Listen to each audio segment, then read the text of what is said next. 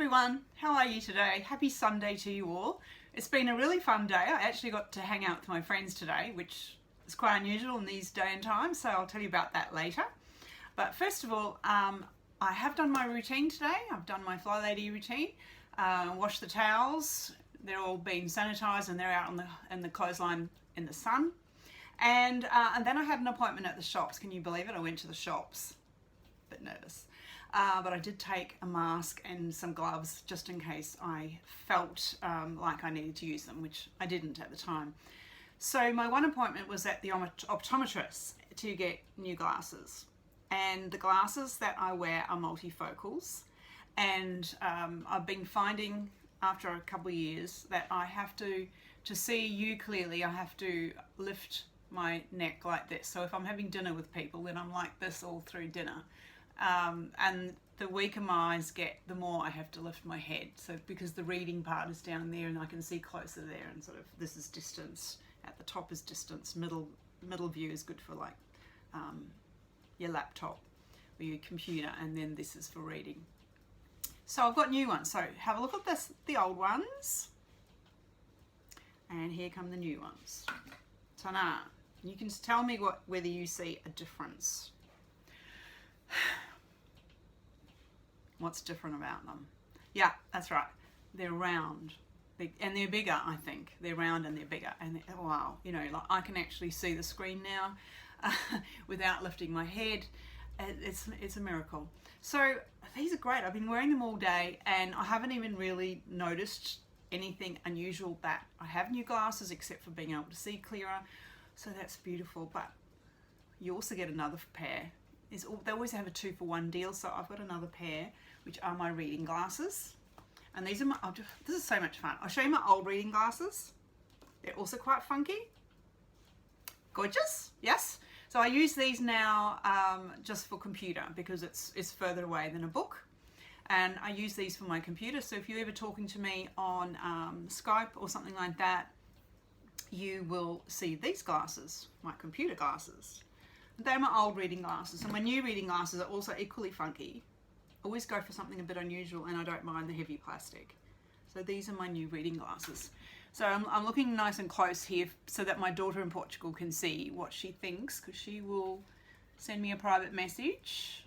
It's got tortoiseshell on the sides. So she'll send me a private message and tell me what she thinks. And it's got this cute little pink sort of blush coloured inserts into them, so yeah, I quite love them.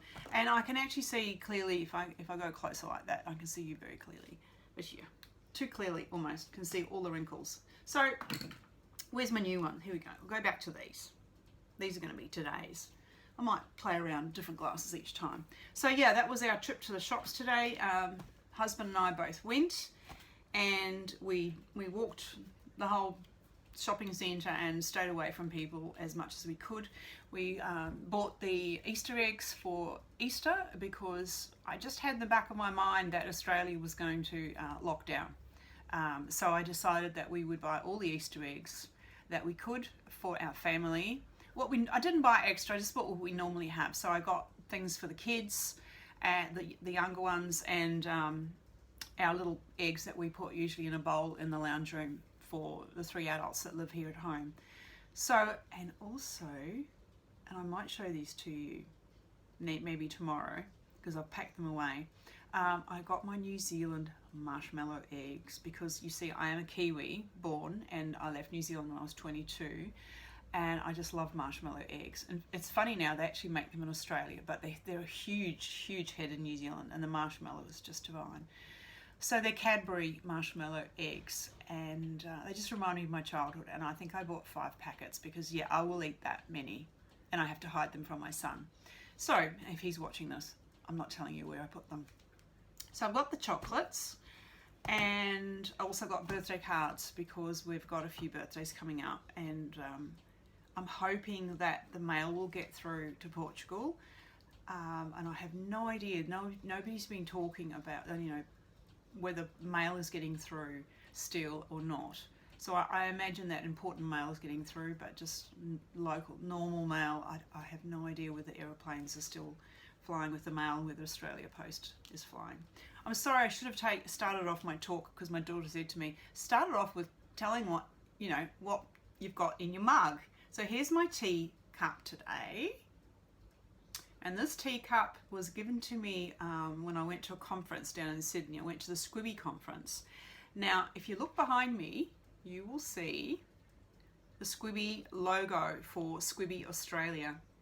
SCBWI stands for the Society of Children's Book Writers and Illustrators, and it is an international organisation with chapters right across the world.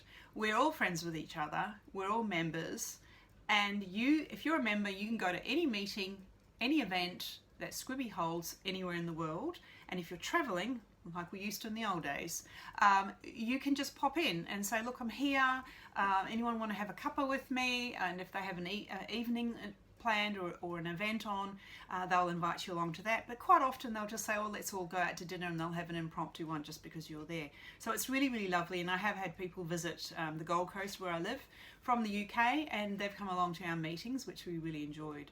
So this was given to me by Sunde. Suzanne is a Order of Australia recipient, Order of Australia medal recipient, and she is our leader of SCBWI Australia East and New Zealand.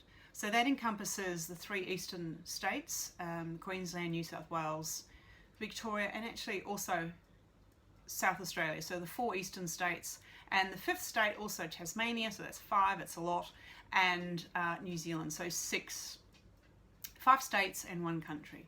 So there's a lot of people under Suzanne's care, and that's what she brings us, is so much care. And it was a wonderful conference. So that happens biannually, and biennially? Yeah, so I'm looking forward to the next one. But Suzanne did come to visit me once and stayed in my guest room. So if you're ever here, if you are a SCBWI member and you need somewhere to stay on the Gold Coast, we do have a guest room, only if you're a SCBWI member. Now, she also bought me a bottle of wine. So here is the bottle of wine, and I can't remember when I drank it, but you have to, it's finished. You're going to have a little laugh at this. Writer's Block. Writer's Block wine. It's a 2011 Chardonnay from the Hunter Valley, and yeah, it was good.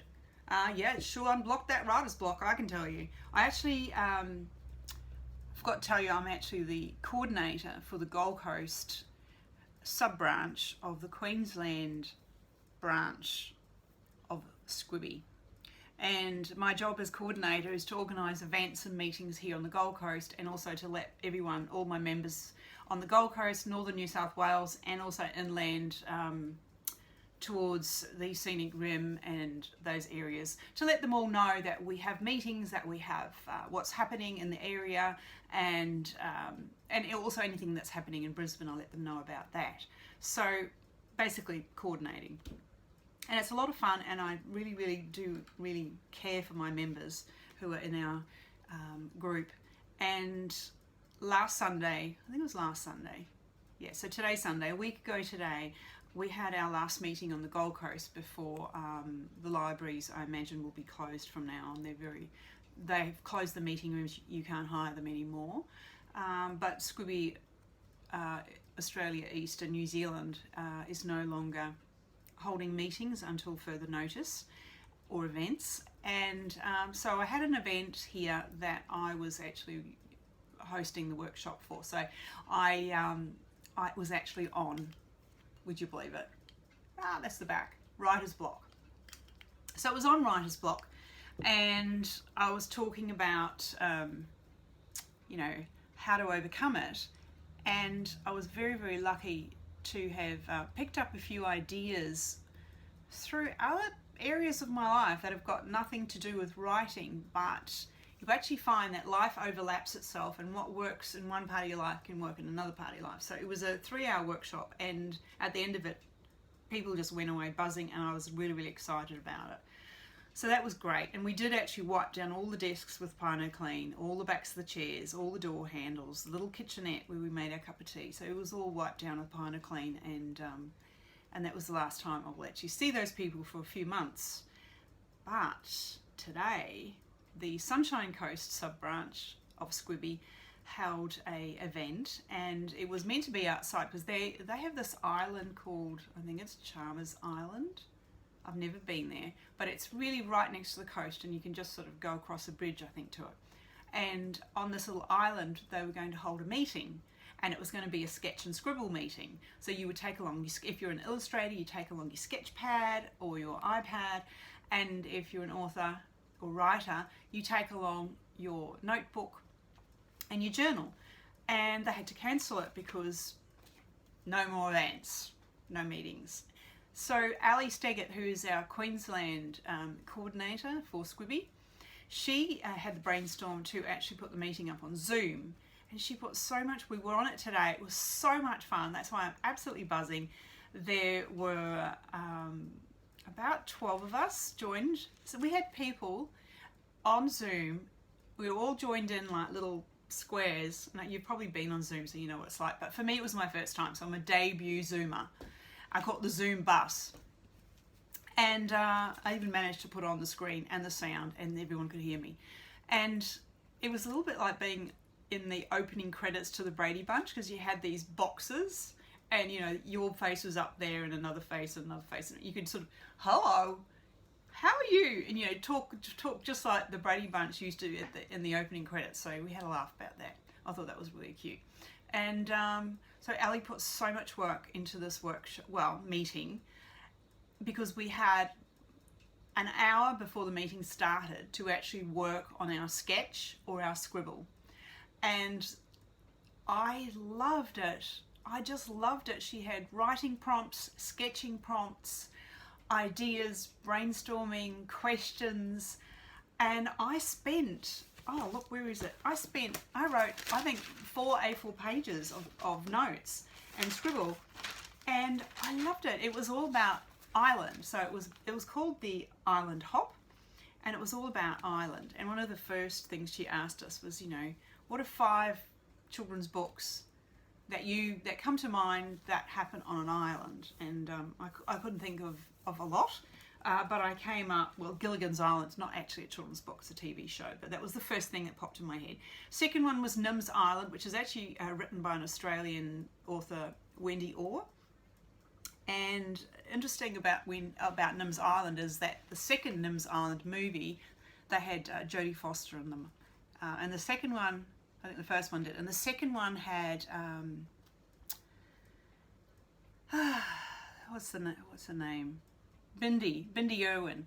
And my husband and mother-in-law were walking around the headland where we live, and they turned the corner, and there on the path was Bindi Irwin, and they had the film crew were there filming Nim's Island right on our beach, on the headland. And so they said hello to Bindi, and she's really sweet and was lovely to them. So yeah, Nim's Island, the movie, actually has that connection to where I live. That's how idyllic we are. It wasn't even an island where they were filming, it's actually our local beach. So that's how idyllic it is where we live. And then the third book that came to mind,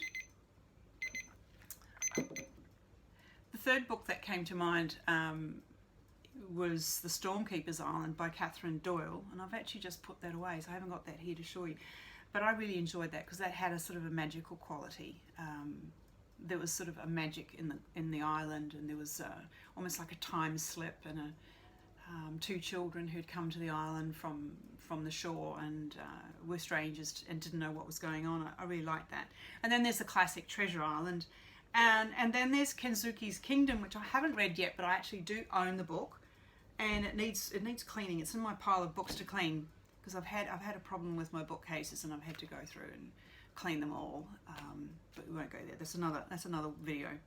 So yeah, so I did all that, and then we were asked, you know, how do they differ? How does the island in each book differ? And I thought, well, you know, some of them are tropical and warm and quirky, and others are stormy and magical and time slipping, and some are dangerous and adventurous. So yeah, it's surprising how the setting in a story can change and differ from one story to another. And we had a lovely time. And at the end of the hour of pre-writing or pre-sketching, we logged on to Zoom. Now, I've never been on Zoom before, And it was so much fun connecting with everybody and just being able to chat. And you can see people. And I saw a friend of mine. They were all friends of mine. But there were people from far north Queensland and people from northern New South Wales, someone from out west towards Ipswich, and then there were 2 Gold Coasters, a couple of people from Brisbane, and the rest were from the Sunshine Coast. So if you know Queensland, you know that that is very, very spread out. I mean, it's a 2.5 hour drive for me to get to the Sunshine Coast, and to go to far north Queensland is probably 2 or 3 days driving. So to have all these people together and connected and just chatting as if they're in the next room. And I was laughing with Jackie because her study, the background of her study looked exactly like mine. It had the same door and paint colours and door frame, and I thought the house is obviously the same age. So yeah, I said to her, "Are you sure you're not just in the next bedroom?" Yeah, so we had 40 minutes on Zoom, which you get for free. So you have 40 minutes for a free meeting on Zoom. And hang on a minute, just have some more tea because it's so nice when it's hot. Yummy. Oh, I've got this little pen I wanted to show you. Isn't he cute? He's adorable. Put my face in him. Oh, no, he has to go closer to you. Hi, how are you? All right, that's enough silly.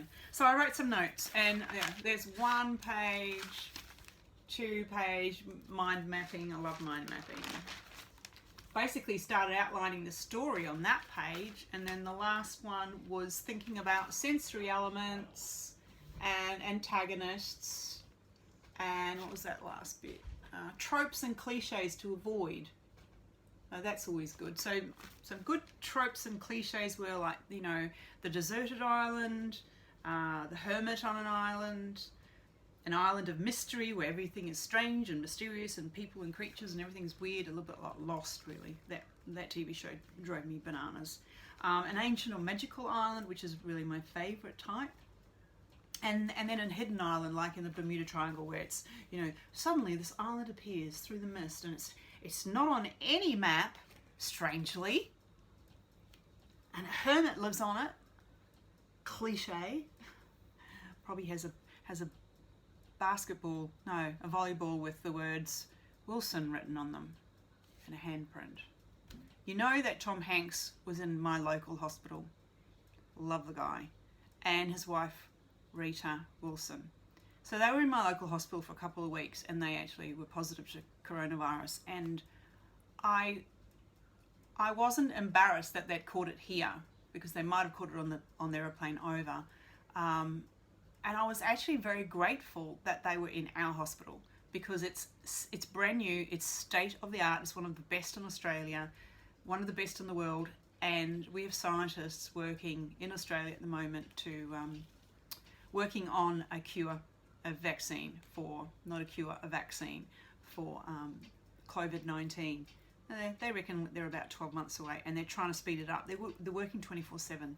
Really, really proud of those guys. So that's what I did today. It was very, very exciting, and I'm going to be I'll drop in some photos, or you might have seen some photos already, so I'll do that at the end.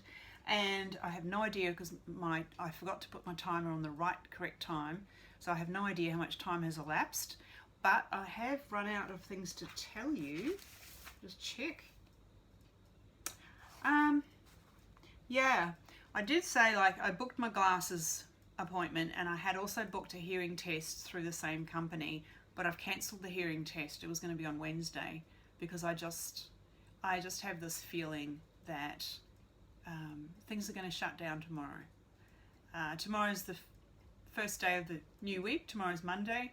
My husband is home on leave, and he'll be home for 4 weeks minimum, and I imagine, pardon me, that will be extended. So I've ticked off new glasses, I've ticked off having my hair cut, and I've ticked off being to the dentist, and I've cancelled the hearing test. So I'm good to go. I've got my chocolates. That's the main thing, really. Forget the rest. So you guys, I'll upload this as soon as I can, as long as I'm still figuring out YouTube. I want you to take care of yourselves, all right? And if you're wondering what I say when I go Čuvaj, it's Croatian, and it means look after yourself.